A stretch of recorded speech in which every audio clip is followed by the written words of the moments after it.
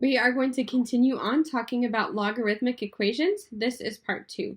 So we are going to solve logarithmic equations by converting them to an exponential equation, and then we are also going to learn how to use the logarithmic property of equality, which we've talked about before, to solve logarithmic equations. So just as a quick recap, logarithmic equations are equations with variables and logarithmic expressions. We want to make each side a single log if possible, convert to an exponential equation, solve, and then we need to check our answers. So first solve for x. So we have log base 6 of x plus log base 6 of x minus 5 is equal to 2.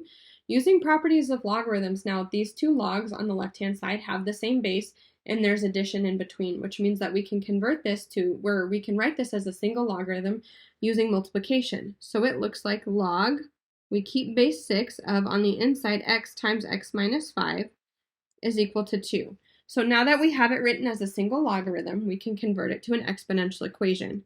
So we have 6 to the power of 2 is equal to x times x minus 5. So now we expand both sides. So we have 36. X times x is x squared. X times negative 5 is negative 5x. And we have our best friend x squared there. And so now we need to set it equal to 0. Use factoring or another method to solve a quadratic equation. So we subtract 36 from both sides. So we have x squared minus 5x minus 36 is equal to 0. We look for two numbers that multiply to 36, or negative 36, and add to negative 5, which would give us negative 9 and 4. So we have x minus 9 times x plus 4 is equal to 0. And this gives us our two solutions of 9 and negative 4. And so now we need to check. We need to make sure that we aren't going to make anything in our logarithm negative. So let me go to the next slide. So this was log base 6 of x. So I'm just writing the original. So let's check x is equal to 9. So we have log base 6 of 9 plus log base 6 of 9 minus 5 is equal to 2. We're probably okay because we haven't made anything negative, but you could keep solving this out if you wanted to. We would multiply 9 and 4 to make it a single logarithm. Actually, we'll just do that. 9 times 4 is 36 is equal to 2, and 6 squared is equal to 36. So let's check negative 4. So we would have log base 6 of negative 4, plus log base 6 of negative 4 minus 5, again. We can't have negatives inside the expression of our logarithm. So negative 4 is not a solution. Our only solution is 9.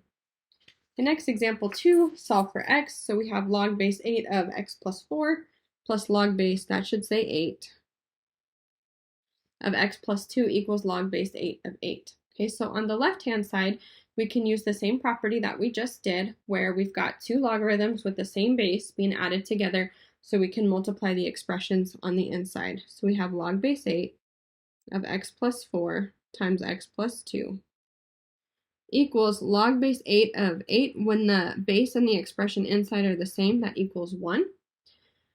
Okay, so now we convert this to an exponential equation. So we have 8 to the power of 1 is equal to x plus 4 times x plus 2.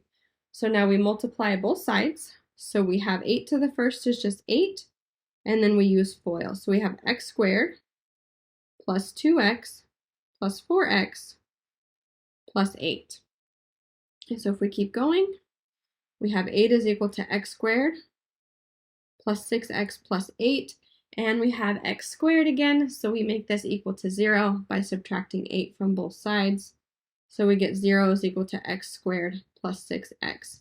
Okay, so what we do now is we factor, and on the right-hand side, we have a greatest common factor of x. So this is x times x plus 6 is equal to 0.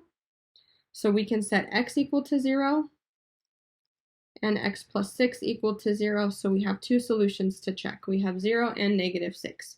Okay.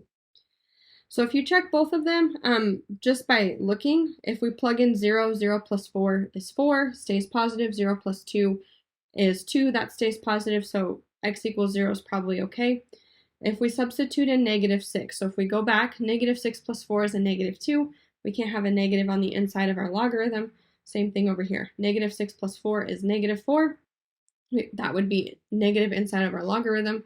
So we kick out -6, and our only solution here is 0. Okay, example 3, solve for x. So we have log base 3 of log base 3 of n equals 1. So we do have each side as a single logarithm, so we'll start. This log base 3 of n is the expression of log base 3. So when we're converting this, this is 3 to the first power equals log base 3 of n, which is okay to have. So we have 3 to the first is log base 3 of n. So 3 to the first is just 3. This is log base 3 of n. And then we can convert it to an exponential equation. Again, 3 to the power of 3 is equal to n. So 3 power of 3 is equal to n. So n is equal to 27. And you can plug that back in and check if you'd like. Okay.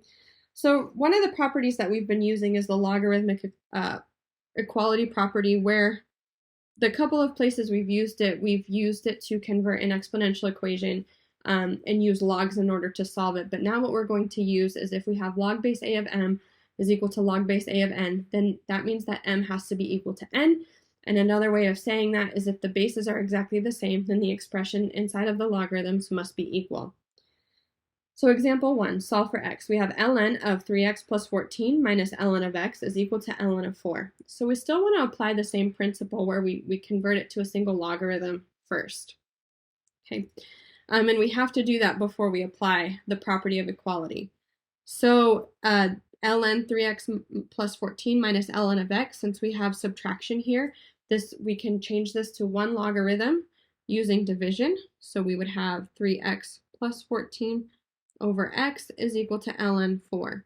Okay, now since we have ln equals ln, we can equate the expressions together. This is 3x plus 14 over x is equal to 4. And now we solve it like we would a rational equation where you can get common denominators, or in this case, I'm going to use cross multiplication. So I have 3x plus 14 times 1, which is 3x plus 14, and then 4 times x. Okay, you could also multiply x on both sides to get rid of the denominator. There's lots of ways to solve this. So this is a linear equation, so we get our x's together, and we have 14 is equal to x.